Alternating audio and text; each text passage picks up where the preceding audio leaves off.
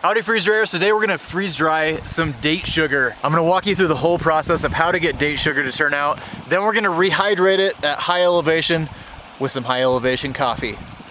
Coming up.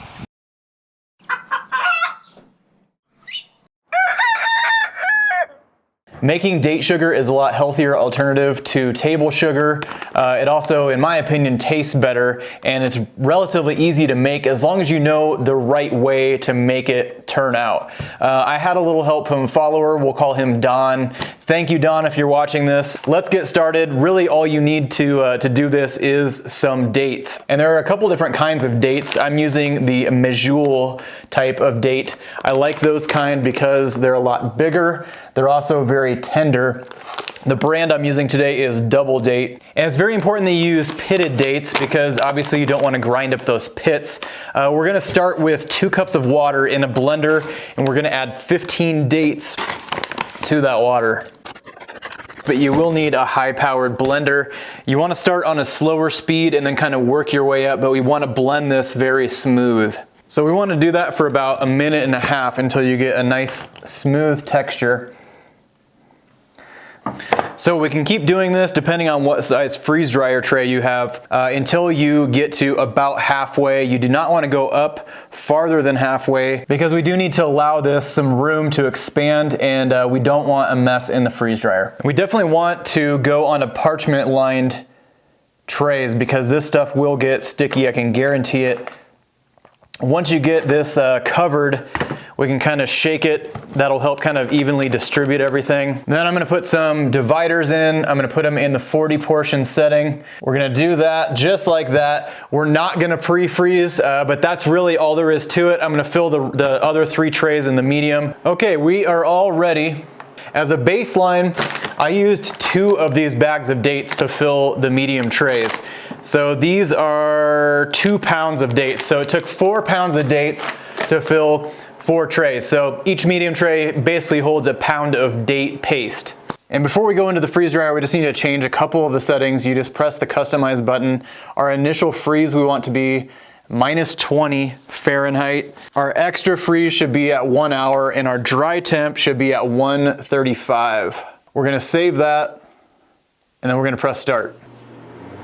And now we are ready to go into the freeze dryer. I've added some tray stackers so we can carry them over there. Let's go freeze dry.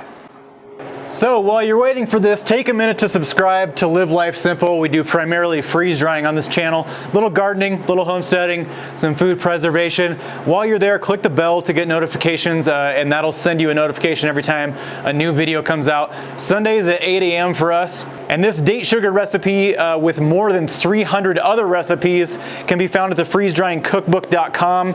That is a subscription. It's updated weekly when we put new videos out. And then we do have a hard copy version available at freezedryingsupplies.com, as well as a freeze dryer's handbook. Those, as well as all the other accessories you've seen in this video today, can be found there at freezedryingsupplies.com. And if you just purchased a freeze dryer or you have questions about freeze drying, a good source is Retired at 40's freeze drying group.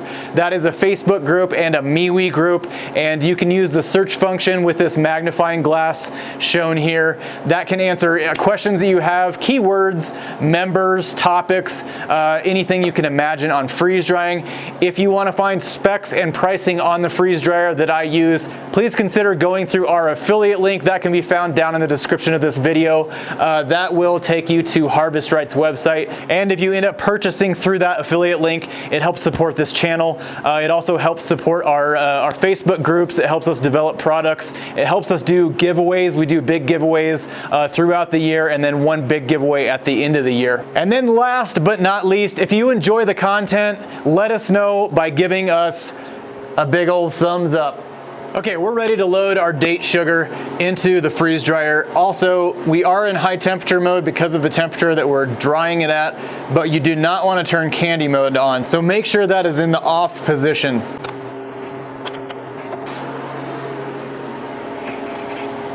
So now we're in the freezing state. We're gonna freeze dry this for approximately 40 hours.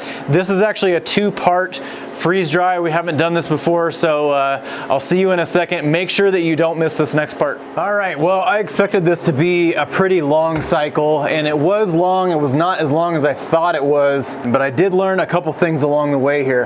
Date sugar expands a lot. So you can see this is coming up above the tray now, so it has more than doubled in size. I also learned that if you do not pre-freeze this, and even if you do pre-freeze this, the freezing cycle is gonna be extremely long. I did not pre-freeze this. This was freezing for more than 24 hours.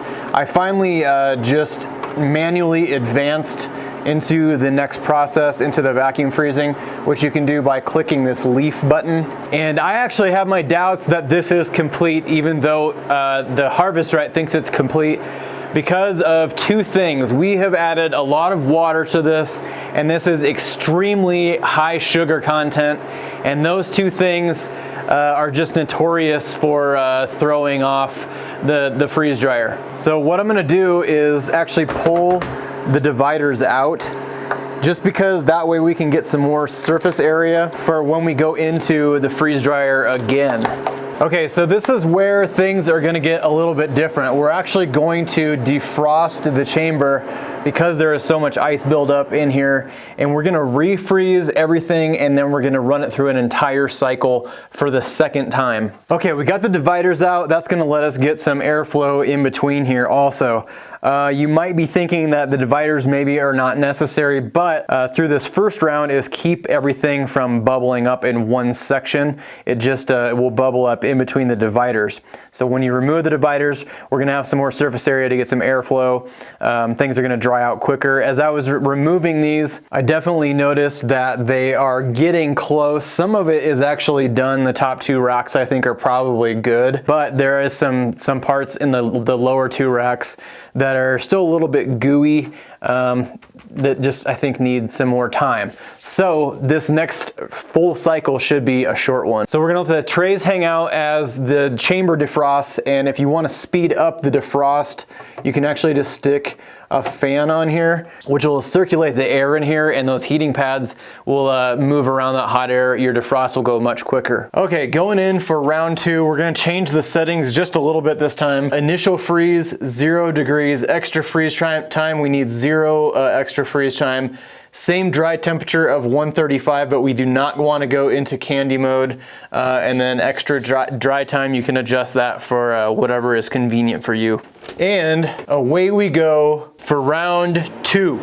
So I'll be interested to see whether the second complete cycle is necessary. I think it will probably depend on a few things. It'll depend on the type of dates you use, the size of dates you use, the consistency and texture of that paste mixture from the beginning. But the 2 major factors of this freeze drying, it's very hard for the freeze dryer to remove that much moisture and also that much sugar content all packaged into one ingredient. Well, the second cycle moves very, very quickly. Mine took 7 to 8 hours, somewhere in there. I was actually not here when it completely finished, but you can see now that everything is totally dry.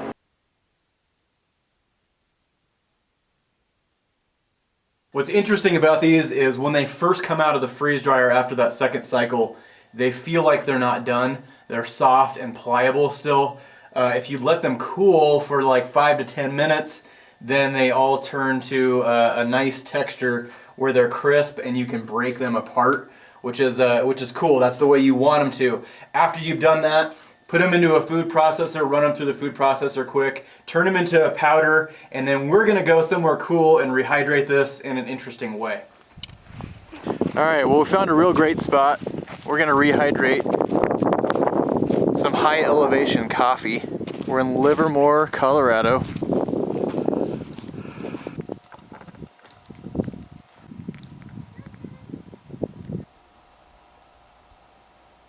We got a perfect little spot. We have a little waterfall and a nice meadow. Let's rehydrate our high elevation coffee with some date sugar. I have some freeze dried milk from the earlier video. We have some hot water, French press, coffee cup and some coffee, and our date sugar. Little hot water. Starbucks at 10,000 feet. French press, 4 minutes is the perfect time. We're gonna add some freeze-dried milk, some date sugar,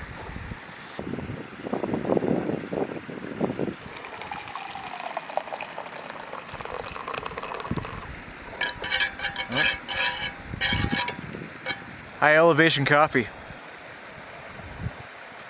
Child reaction.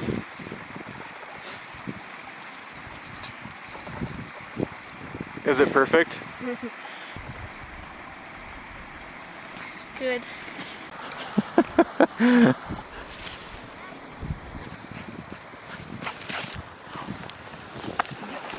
All right. I guess everyone's caffeinated now. Well, date sugar is a little bit tedious to make, but well worth the end product. It's also great for a replacement for just your typical regular white table sugar. That's it for me today. Remember to live life simple. We'll catch you next week.